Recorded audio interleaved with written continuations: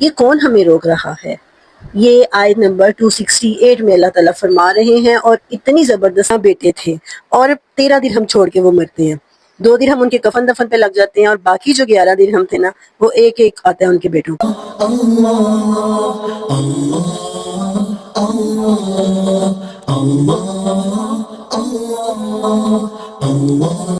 السلام علیکم ورحمۃ اللہ وبرکاتہ۔ ایک اور دن کا آغاز قرآن سمجھنے سے کرتے ہیں۔ سورۃ البقرہ کی آیت نمبر 268۔ پچھلی آیات سے جو سلسلہ شروع ہوا ہے 260 سے، ہمارے اندر ایک جوش، ایک جذبہ پیدا ہوا کہ ہم اللہ کے راستے میں خرچ کرتے ہیں۔ خرچ کرنے کی صورت میں اللہ رب العزت بڑھا چڑھا کر ہمیں واپس کرے گا، اور پھر یہ ہے کہ اللہ تعالیٰ اس کے ذریعے ہمارے گناہوں کو بھی معاف کر دے گا، ہمارے درجات بھی بلند کرے گا۔ اب ہمارے اندر ایک انسپائریشن پیدا ہوئی ہے، ایک جذبہ پیدا ہوا ہے کہ بھئی ہم اللہ کے راستے میں دیتے ہیں۔ ہر طرف سیلاب کی تباہ کاریاں ہیں، فلسطین میں مسلمان بچے مر رہے ہیں، پوری دنیا میں مسلمان پٹ رہے ہیں، ہر طرف جو ہے نا وہ ضرورت ہے مسلمانوں کی انفاق کی کہ وہ اللہ کے راستے میں زیادہ سے زیادہ خرچ کرے۔ اب ہمارے اندر ایک جذبہ پیدا ہوا ہے، لیکن یہاں پر کچھ آبسٹیکلز آئیں گی، کچھ رکاوٹیں آئیں گی۔ وہ رکاوٹ کون پیدا کرے گا؟ نہیں، ابھی نہ خرچ کرو، سارا خرچ کر دو گے تو رکھو گے کیا؟ بچے بڑے ہو رہے ہیں، بچوں کے لیے کچھ جوڑ لو، اور پھر بچوں کی فیسیں بھی تو جمع کروانی ہیں، سمر آ رہا ہے، اے سی کے بل جمع کروانے ہیں، ونٹر آ رہا ہے، بچوں کے سردیوں کے کپڑے لینے ہیں، فلاں ضرورت ہے، چلو کوئی بات نہیں ابھی رہنے دو، نیکسٹ پیمنٹ آئے گی، نیکسٹ منتھ سیلری آئے گی پھر دے دینا۔ یہ کون ہمیں روک رہا ہے؟ یہ آیت نمبر 268 میں اللہ تعالیٰ فرما رہے ہیں، اور اتنی زبردست آیت ہے کہ پریکٹیکلی اگر ہم اسے دیکھیں نا تو مجھے لگتا ہے کہ یہ چیز ہمارے خون کے اندر رچ بس گئی ہوئی ہے۔ آئیے دیکھتے ہیں آیت نمبر 268، اس نیت کے ساتھ شروع کرتے ہیں کہ اللہ تعالیٰ اس قرآن کے ذریعے ہمیں اپنے عمل کو بدلنے والا بنا دے، آمین۔ نحمدہ ونصلی علی رسولہ الکریم، اما بعد، اعوذ باللہ من الشیطان الرجیم، بسم اللہ الرحمن الرحیم۔ الشیطان یعدکم الفقر ویأمرکم بالفحشاء واللہ یعدکم مغفرۃ منہ وفضل واللہ واسع علیم۔ الشیطان، شیطان، یعدکم، وہ تمہیں وعدہ دلاتا ہے، وہ تم سے وعدہ کرتا ہے، وہ تمہیں دھمکاتا ہے، الفقر، فقیری کا دھوکہ دے کر، وہ یأمرکم، اور وہ تمہیں حکم دیتا ہے، بالفحشاء، فحاشی و عریانی کا، واللہ، اور اللہ، یعدکم، وہ تم سے وعدہ کر رہا ہے، مغفرۃ منہ، اپنی طرف سے بخشش کا، وفضلا، اور فضل کا، واللہ، اور اللہ تعالیٰ، واسع، وسعت والا ہے، علیم، جاننے والا ہے، کچھ بھی اسے چھپا ہوا نہیں ہے، وہ جاننے والا ہے۔ یہ ہے شیطان کے وعدے۔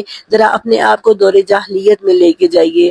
دور جاہلیت میں شیطان نے انسان کو یہ وعدے اس قدر دلائے ہوئے تھے، جس دور میں نبی پاک صلی اللہ علیہ وسلم عرب کی سرزمین میں تشریف لائے تھے، فقیری کا ڈر تھا کہ بیٹیاں پیدا ہوتی تھیں نا، ان کو رحمت سمجھنے کی بجائے، اللہ کا تحفہ سمجھنے کی بجائے زندہ درگور کر دیتے تھے۔ ہو بیٹی کا بوجھ تو تمہاری کمر توڑ دے گا۔ فقر کا مطلب ہوتا ہے وہ فقیری جو تمہاری کمر توڑ دے۔ فقرہ یفقرو کا مطلب ہوتا ہے توڑ ڈالنا۔ تو شیطان تمہیں فقیری کے وعدے دلاتا ہے، فقیری سے ڈراتا دھمکاتا ہے، ہر وقت تمہارے کان میں پھونکتا رہتا ہے، تم سے غلط کام کرواتا ہے۔ شیطان نے دور جاہلیت میں انسان کو یہ وعدے اتنے دلائے، اور انسان اتنا اس کا پیروکار بنتے بنتے یہاں تک آ گیا کہ اپنے گھر کی رحمت کو، اپنی بیٹیوں کو زندہ درگور کرنے لگ گیا۔ وَيَأْمُرُكُم بِالْفَحْشَاء، اور تمہیں بے حیائی کا حکم دیتا ہے، اور وہی پیسے جو وہ جوڑتے ہیں، جو وہ رکھتے رہے، وہ میلوں ٹھیلوں میں لگا دیے، وہ جوئے پہ لگا دیے، وہ غلط کاموں میں لگا دیے۔ کیوں؟ شیطان نے کانوں میں وسپر کی، ایسی وسپر جو انہیں آرڈر لگنے لگ گئی کہ یہاں خرچ کرنا تو ضروری ہے نا، میلہ آ گیا ہے، پورا جو سال بھر جمع کیا ہوا ہے اب دے دو، اب ان بتوں کے آستانوں پہ دے دو۔ غلط کام کرنے کے لیے فوراً وہ ابھارتا ہے، اور آج کے دور میں بھی ایسا ہے۔ الفاظ پر غور کیجئے، شیطان کے لیے کیا الفاظ ہے؟ الشیطان یعدکم الفقر، شیطان تمہیں کیا وعدہ دلاتا ہے؟ فقر کا۔ بھوکے رہ جاؤ گے، خالی دامن ہو جاؤ گے، تمہارے پاس کچھ نہیں بچے گا۔ اور اس کے برعکس آلٹرنیٹ اللہ کے لیے کیا آ رہا ہے؟ واللہ یعدکم مغفرہ، اللہ تمہیں بخشش کا وعدہ دلاتا ہے کہ جو صدقہ و خیرات اس کے راستے میں تم کرو گے نا، وہ تمہارے گناہوں کی بخشش کا ذریعہ بن جائے گا۔ 3 کام ہوں گے اگر تم اللہ کے راستے میں بے لوث ہو کر، وہ جو پیچھے شرائط آئی ہیں نا، ان شرائطوں پر پورے اترتے ہوئے تم اللہ کے راستے میں خرچ کرو گے نا، تو 3 کام تمہارے ساتھ ہونے شروع ہو جائیں گے۔ سب سے پہلا یہ، بظاہر تمہیں نظر نہیں آ رہا ہوگا لیکن تمہارے رزق میں اللہ کی طرف سے برکت ڈلنی شروع ہو جائے گی۔ نمبر 2، تمہارے گناہ معاف ہونے شروع ہو جائیں گے، گناہوں کا کفارہ بن جائے گا۔ کیسے؟ آپ دیکھیں، کوئی بھی گناہ ہو جاتا ہے نا تو اسلام میں اس کا کفارہ ہے۔ جھوٹی قسم اٹھا لی ہے، اس کا کفارہ ہے۔ بیوی کو بہن، ماں بہن کہہ دیا، اس کا کفارہ ہے۔ کوئی بھی ایسا گناہ ہو جاتا ہے تو اس کا کفارہ کیا ہے؟ مسکینوں کو کھانا کھلانا۔ تو وہ کیا ہوا؟ اللہ کے راستے میں صدقہ و خیرات کرنا، جو تمہارے گناہوں کا کفارہ بن جاتا ہے۔ اور نمبر 3 پہ کیا ہوگا کہ اللہ تمہیں وہاں سے رزق دے گا جہاں سے تمہیں گمان بھی نہیں ہوگا۔ وَمَن يَتَّقِ اللَّهَ يَجْعَل لَّهُ مَخْرَجًا، جو اللہ سے ڈرتا ہے اللہ پھر اس سے ہر تنگی سے، ہر مصیبت سے نکلنے کا راستہ نکال دیتا ہے۔ جب کبھی تمہیں گمان بھی نہیں ہوگا کہ یہ میرا کام کیسے ہو جائے گا، اللہ کی مدد آئے گی اور پھر وہ تمہارا کام کر دے گی اور تم حیران رہ جاؤ گے کہ یہ کیسے ہوا میرے ساتھ۔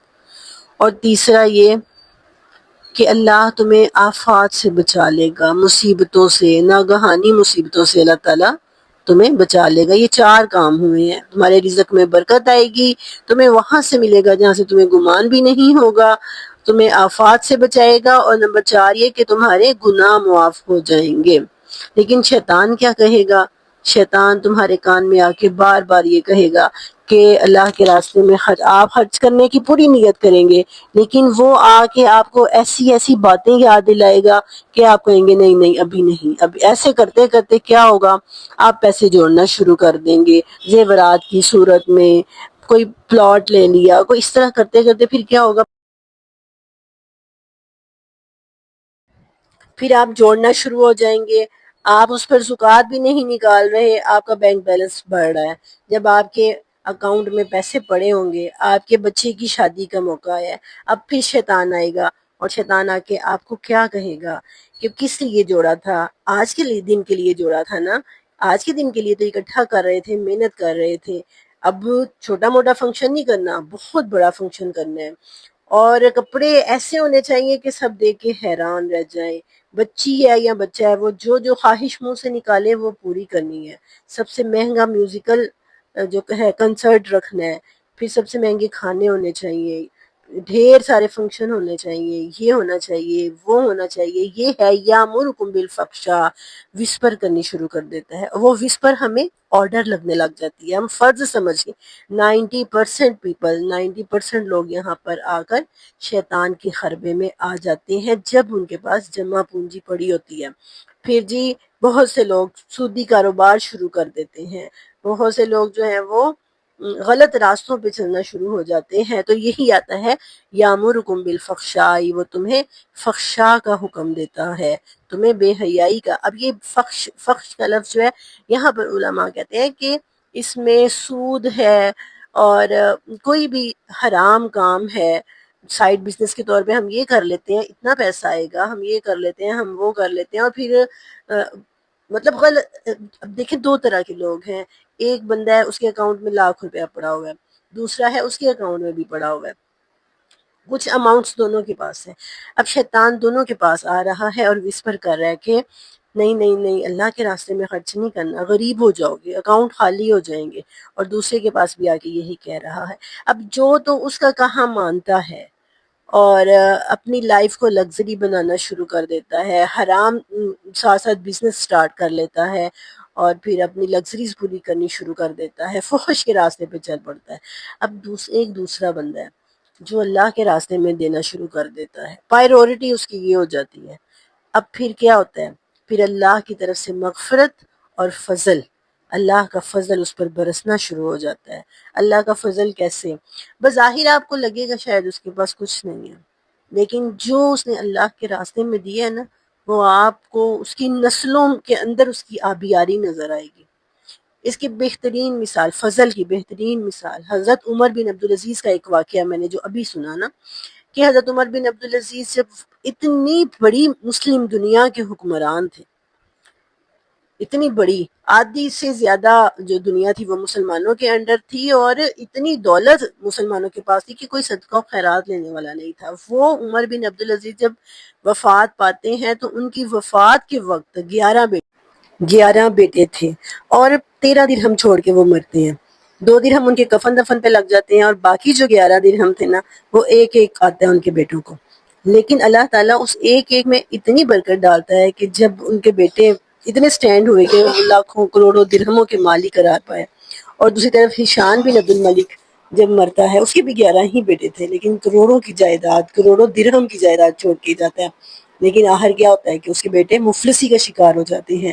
تو یہ ہے اللہ کا فضل، یہ جو ہم نے پڑھا نا، مغفرتم و فضلن، اللہ مغفرت کا اور فضل کا وعدہ کرتا ہے ان لوگوں سے جو اپنا سب کچھ اللہ کی راہ میں دے دیتے ہیں۔ بظاہر ہمیں لگ رہا ہوتا ہے کہ انہوں نے تو سب کچھ دے دیا، ان کے پاس کچھ نہیں ہے، لیکن جو اللہ کا فضل ان پر نازل ہونے والا ہوتا ہے، ایک تو ان کی کمائی میں برکت، دوسرا ان کی نسلوں تک وہ جاتا ہے۔ تو اللہ سے دعا ہے کہ اللہ تعالیٰ ہمیں اپنی راہ میں خرچ کرنے والوں میں شامل کرے۔